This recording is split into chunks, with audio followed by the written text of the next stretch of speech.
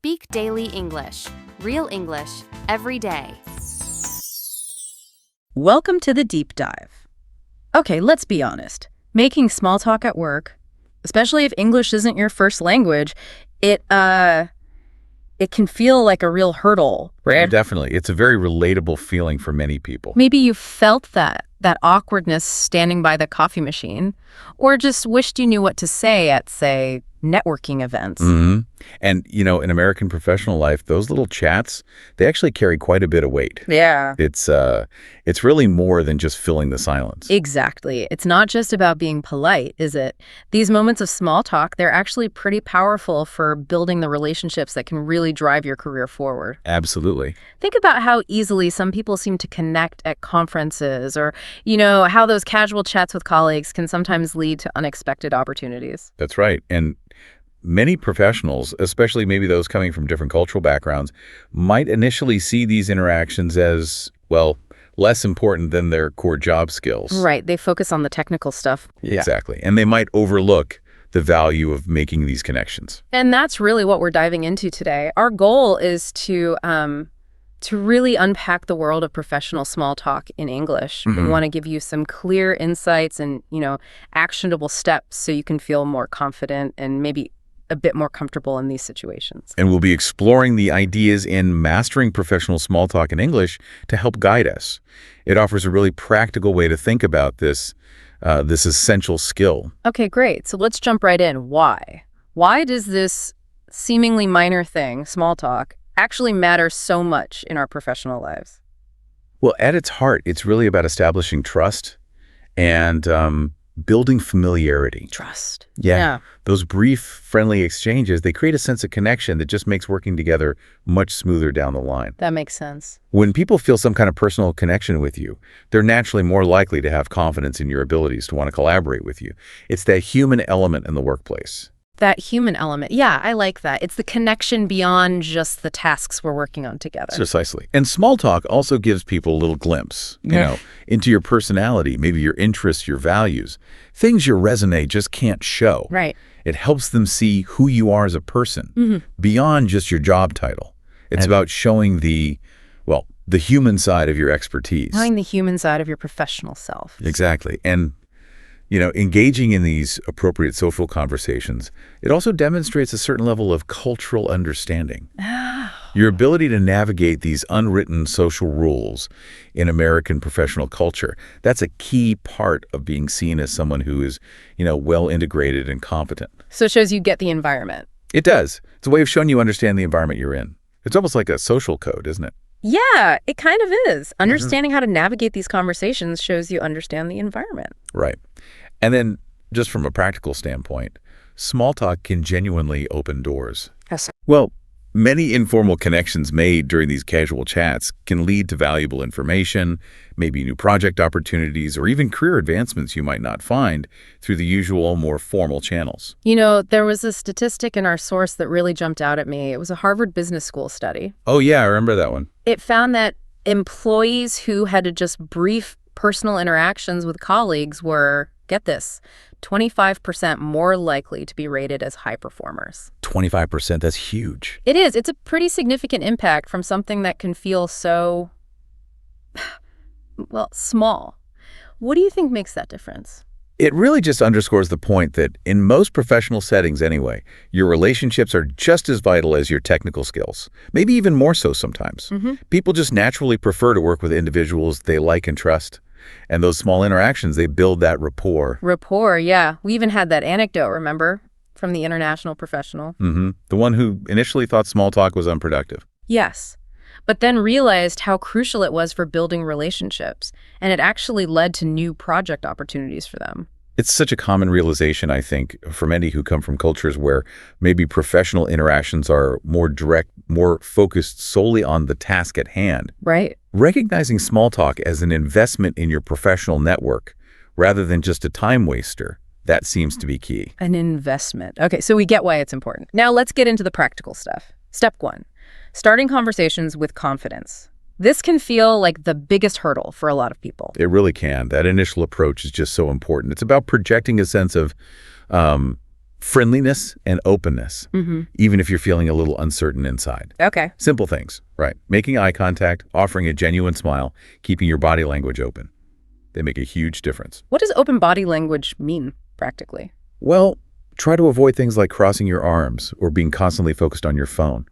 Those nonverbal cues really signal your willingness or unwillingness to engage. Right, those nonverbal cues speak volumes, don't they? So what are some reliable ways to actually start a conversation, say in different settings? Yeah, context is everything here. Yeah. So like in the office kitchen or the break room, you can use shared everyday things. Like the coffee. Exactly. The coffee lunch, maybe even a colleague's interesting mug. Use that as a natural way in. Okay. Asking something simple like, oh, that coffee smells great. Is that the new blend? Uh-huh. Or, I've been meaning to try that lunch place. How was it? They're low-pressure ways to make that first contact. Low pressure, I like that. Why do those work so well? Well, they're low stakes, right? They don't require vulnerability or risk disagreement. They just let people connect over shared, usually positive, simple experiences. Makes sense. What about somewhere a bit more formal, like a conference or an industry event? You might not know many people there. Right. In those situations, you can lean on the shared experience of the event itself. Okay. Ask things like, what did you think of the keynote speaker this morning? Mm. Or, which sessions have you found most valuable so far? Using the event itself. Exactly. It gives you immediate common ground. You could also ask if it's their first time attending the conference. These questions work because they relate directly to the shared context and let both of you offer your perspectives. Good ideas. And what about those few minutes just before a meeting starts? Sometimes the silence can feel pretty long. Yes. Those are perfect little windows for quick, context-related openers. Like what? You could ask about the progress of a shared project, maybe mention a recent deadline, or, if it fits your workplace culture, a casual mention of a recent sports game, or even a company announcement can work. Just small, shared points of reference to break the ice. Okay. And our source material really emphasized asking open-ended questions. Why is that so important? Right. Because open-ended questions invite more than just a yes or no. They encourage the other person to elaborate, to share more, which is what really keeps the conversation flowing. So instead of, did you like the speaker? Try, what were some of your key takeaways from the speaker's presentation? See the difference? Yeah, much more engaging. And there was a great tip for building that initial confidence. Actually prepare a few go-to openers in advance. Oh, definitely. For situations you know you'll be in. Right. Having those in your mental toolkit can really lower the anxiety and help you feel more prepared, more natural. Absolutely. And remember, the goal here is just showing genuine interest in connecting. It's not about having perfect grammar or a flawless accent. Good point. It's the intention. It's the intention behind the conversation that matters most. Yeah. Okay, so we've started the chat. Step 2. What are some safe topics to generally stick to in professional small talk, especially in the U.S.? Yeah, this is crucial. In American business culture, there's a range of topics usually seen as safe and appropriate. They tend to be positive, non-controversial, and allow for shared experiences. Okay, like what? Think about things like the weather, though. Keep it brief and generally positive, right? No long complaints. Right. Briefly positive weather. Got it. Local news may be focusing on community events or new businesses, industry news, recent developments in your field.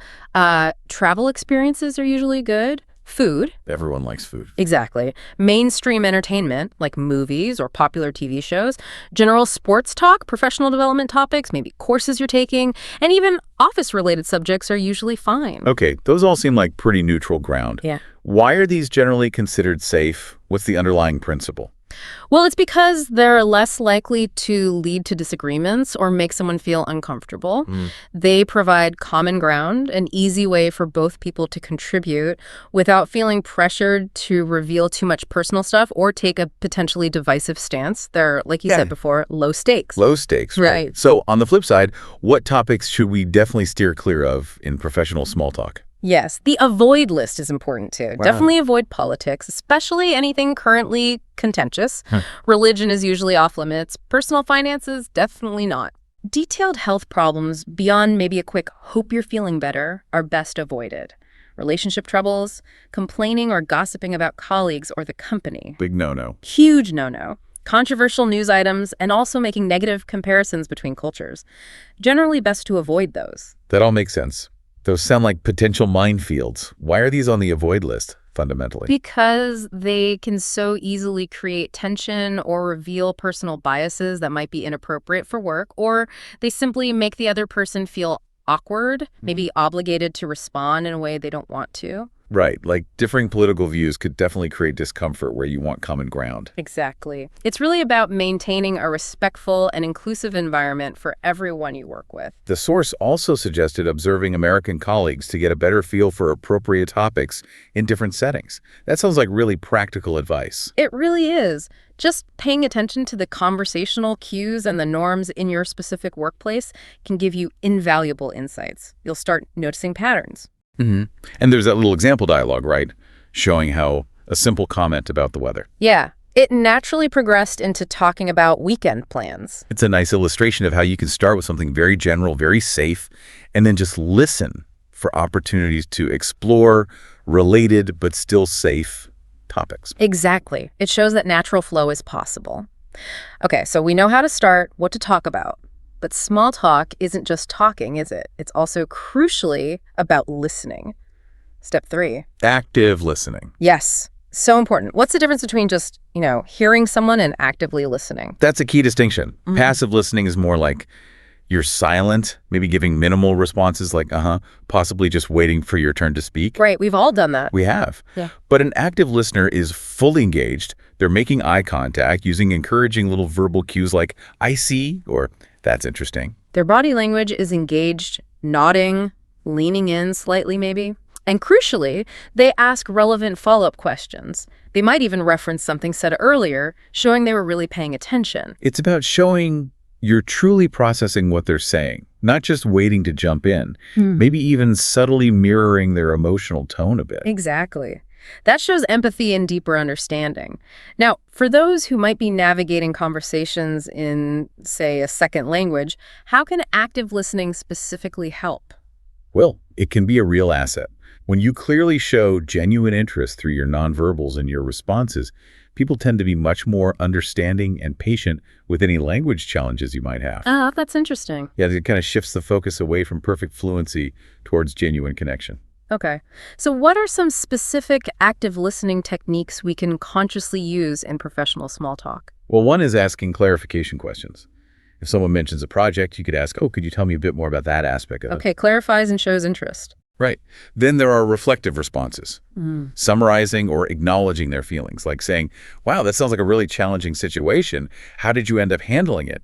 Shows you're engaged with the substance. Right. Shows you get it. Exactly. And finally, making connecting comments, relating what they're saying back to your own experiences or interests where appropriate. That can really deepen the connection. The source had that great little dialogue example about the Thai restaurant. Oh, yeah. Where the listener asks how it was, what they'd recommend. And then connected it to their own travel experiences. It really showed how active listening keeps that conversation flowing smoothly. It does. It highlights that active listening isn't passive at all. It's about actively building on what the other person shares and showing genuine curiosity. Okay, great. Now, what happens when a topic sort of naturally starts to fade? Step 4 is all about transitioning between topics smoothly. How do we avoid those dreaded awkward silences? Yeah, the awkward silence. We want to avoid that. The key is making the transition feel natural, not abrupt or forced. How do we do that? There are several techniques. Using bridge phrases is one. Things like, oh, that reminds me. Or speaking of travel. Or even a simple, by the way, can create a smooth link. Okay. Bridge voices. What else? Asking broader follow-up questions can work too. Something like, so what other interesting projects are you working on these days? That can open up completely new avenues. And sometimes sharing a little something about yourself first, then asking a related question can work too, right? Absolutely. For instance, you could say, I've been trying to read more business books lately. Have you read anything interesting recently? You share, then invite them in. Nice. The source also mentioned listening for hooks in what the other person says. What are hooks? Hooks are those little clues or details they drop in their responses. Maybe they mention a hobby, an interest, a recent event in passing. You grab onto that. Exactly. You pick up on that hook and ask a follow-up question about it. It shows you are paying attention and helps you discover shared interests or just keep the conversation going naturally. We had another good example dialogue for this, didn't we? Moving from a marketing campaign to a coffee shop recommendation. And then to asking about playing tennis. Yeah. Yeah, it showed how you can kind of weave different topics together quite naturally if you're listening. It really illustrates how a conversation can organically evolve if you're actively listening and looking for those connection points. And hey, if you ever feel really stuck, Yeah. a simple "how about you?" Yeah. or "what's been keeping you busy lately?" can often restart a stalling conversation. People generally like talking about themselves a bit. That's a good fallback. Okay, so we've talked about safe topics, we've listened actively, we've transitioned. Now we need to know how to wrap things up gracefully. Step 5, ending conversations professionally. Yes, the exit strategy. Just as important as the opening, you want to leave a positive final impression. What are the key do's and don'ts here? Okay, do try to wait for a natural pause. Do express that you enjoyed the chat. Do provide a brief, polite reason for needing to leave. And do suggest future contact if it feels appropriate.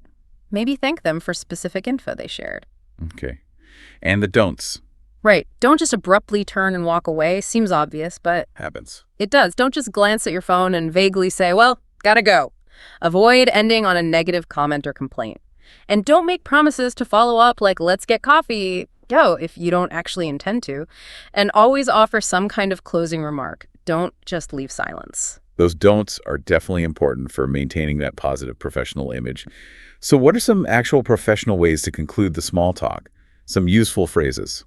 There are a few common approaches that work well. Time-based exits are good if you have a real commitment. Something like, well, I should probably get back to my desk now, but it was really great catching up. Okay. Time-based. Task-based exits work if you need to get back to work. I actually need to prep for my afternoon presentation, but maybe we can continue this later. Makes sense. And future-oriented exits suggest keeping the connection going. This was really interesting. Let's maybe grab coffee sometime next week and talk more about this. Got it. Time, task, or future. And the source really highlighted respecting someone else's exit line too, right? Keep your final remarks brief. Oh, absolutely.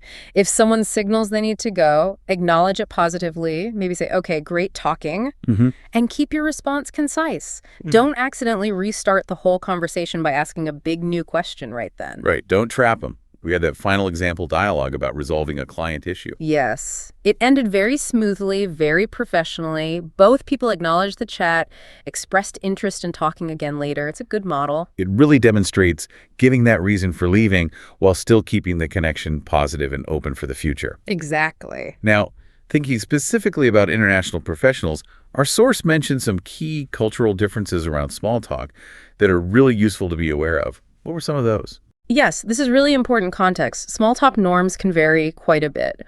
One area is directness versus indirectness. Okay. American small talk tends to be, well, relatively direct in the topics discussed, but often avoids getting into deeply personal details quickly, especially with new acquaintances. This might feel different from cultures that are maybe more direct overall, or perhaps cultures where sharing personal info happens faster. Interesting distinction. What about the types of topics considered okay? Right. The boundaries between personal and impersonal can shift. In the U.S., talking about general hobbies, maybe family in a broad sense, weekend plans, that's often fine. But detailed personal problems are usually kept out of casual work chat. Now, some other cultures might keep work conversations very strictly business-focused, while others might actually encourage sharing more personal stuff than is typical in a U.S. workplace. It varies. And silence, that's interpreted differently too, isn't it? Absolutely. Americans generally have a lower tolerance for silence in conversation compared to some cultures, like maybe Finnish or Japanese cultures, where silence can be quite comfortable and accepted. So in a U.S. business setting, long silences might feel awkward. They might be perceived as disinterest or discomfort, yeah. There's often a tendency to want to fill the silence. Okay. And humor, that's another tricky one culturally. Definitely.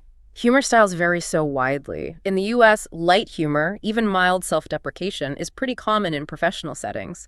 But what's considered funny is so subjective and cultural. So probably best to tread carefully. Generally wise, yes. Maybe avoid strong self-criticism, which might be misinterpreted, or overly serious responses if someone makes a lighthearted joke. Just observe the norm.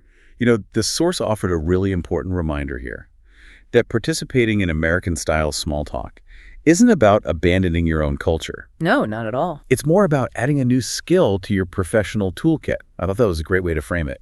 It really is. It's about adaptability, about understanding the social norms of the specific environment you're in. It doesn't mean you change who you are. Mm-hmm. And we had that second anecdote too, remember? The professional who shifted their perspective. Ah, yes. Who started seeing small talk as a valuable investment in building long-term connections rather than just, wasted time. That change in mindset seems really crucial for success. It really highlights understanding that these seemingly small interactions, they add up. They contribute significantly to building your network and fostering stronger working relationships over time. And observing colleagues, like how they talk by the water cooler versus at a formal networking event that gives clues too, right? Definitely. You'll see how the context changes the style and topics of small talk. It's not always the same. Okay, so to really make all this concrete, the source gave us some practice scenarios and example dialogues. Let's just touch on a couple of those briefly. Yeah, they're helpful. The first one, the morning coffee break chat, it showed how to respond to just a casual greeting, ask a simple follow-up, show that active listening, transition smoothly to another light topic, and then end politely. Just a typical, brief, everyday kind of interaction. Good baseline. Then there was the one at the industry networking event that showed how to initiate contact with someone totally new. Right, using the shared experience, like a speaker. Yeah, showing genuine interest, contributing your own relevant thoughts, and then finding a natural reason to maybe exchange contact details. Key for actually building your network out. Definitely key. And the third one, waiting for a meeting to start with new team members? Yes. That showed taking the initiative, introducing yourself, trying to find some common ground quickly, even offering help, but also recognizing when it's time for the chat to end because the meeting's starting, and leaving things open for future interaction. These scenarios really bring that 5-step system start. Safe topics, listen, transition, and they bring it to life. They give practical examples. Right. And it encourages you, the listener, to maybe practice these or even create your own scenarios based on situations you find yourself in. Role-playing them, even just in your head, can really boost your confidence, can it? Make you feel more prepared for the real thing. Absolutely. It helps internalize the steps. So finally, let's just quickly recap that 5-step system we've walked through.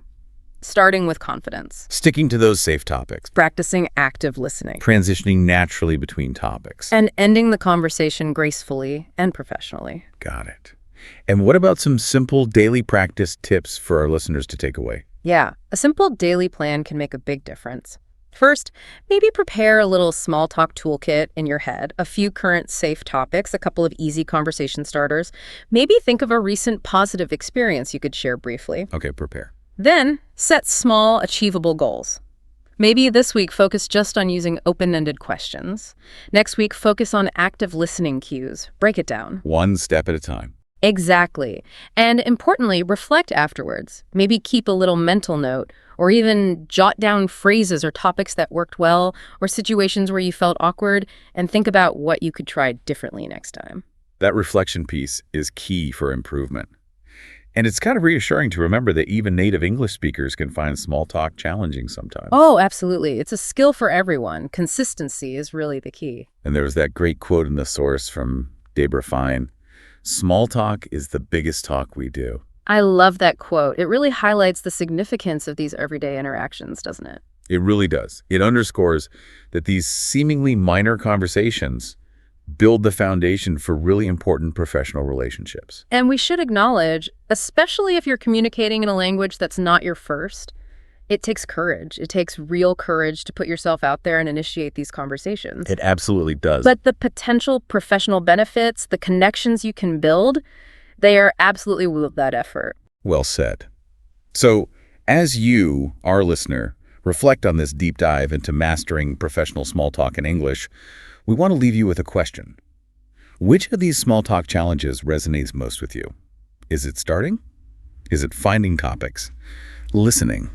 Ending? And we genuinely encourage you to share your own successful small talk stories, or maybe any tips that have really worked for you. We learn from each other's experiences. You can share those where you found this deep dive. We've drawn a lot today from the resource Mastering Professional Small Talk in English, and it's definitely worth checking out if you want to explore this even further. Ultimately, just remember that your ability to connect with others on a human level professionally is such a powerful asset. With practice, and maybe keeping some of these insights in mind, you absolutely can navigate those everyday conversations with greater confidence and build stronger, more meaningful relationships at work.